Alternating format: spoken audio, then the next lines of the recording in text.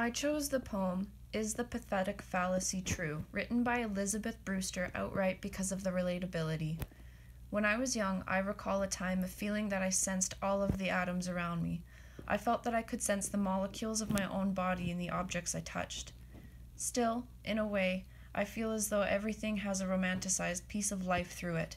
Everything in the universe is recycled into something new and imbued with an energy. Whether it be an electric, kinetic, or on a molecular level, everything is energetic. Though energy does not equate to being alive, inanimate objects and living creatures share many similarities. Though I know empirically that forces and matter in the universe have no true feeling, I think all of the things in a scientifically connected manner, in terms of matter, chemistry, and physics. However, that breathes a sense of spiritualism, knowing that everything is comprised of the same ingredients, just baked in a different way. The hyperpersonification in this poem, in my opinion, stems from this knowledge and, in many respects, dates back to the most antique of human cultures.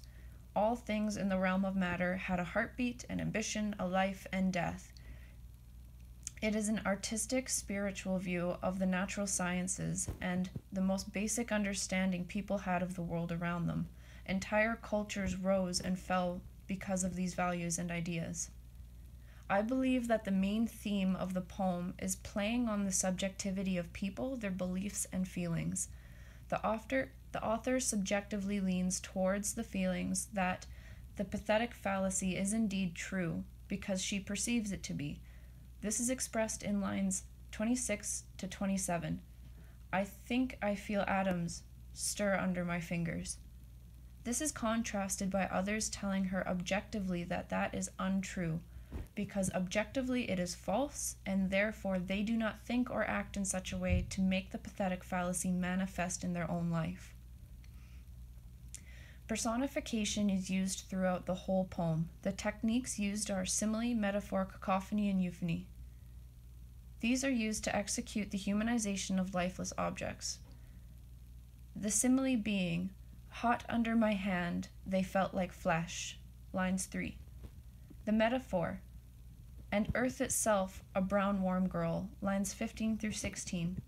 The cacophony example is, and the hoarse old grave, old sea, its gravelly song, lines 13 to 14. The euphony being, inaudible whispers of the stars, in line 31. All of these techniques show perspective, emotion, and life in persuasion that the pathetic fallacy is true. The line written, all false, all wrong, somebody told me, lines 17 to 18, begs the question to me, is a subjective personification of all matter in the universe wrong because it is objectively, scientifically false? The second question I have to ask myself is at what point as individuals do we stop feeling a kind of magic because of existence? Line 6 makes me think of this question. Yes, everything was alive.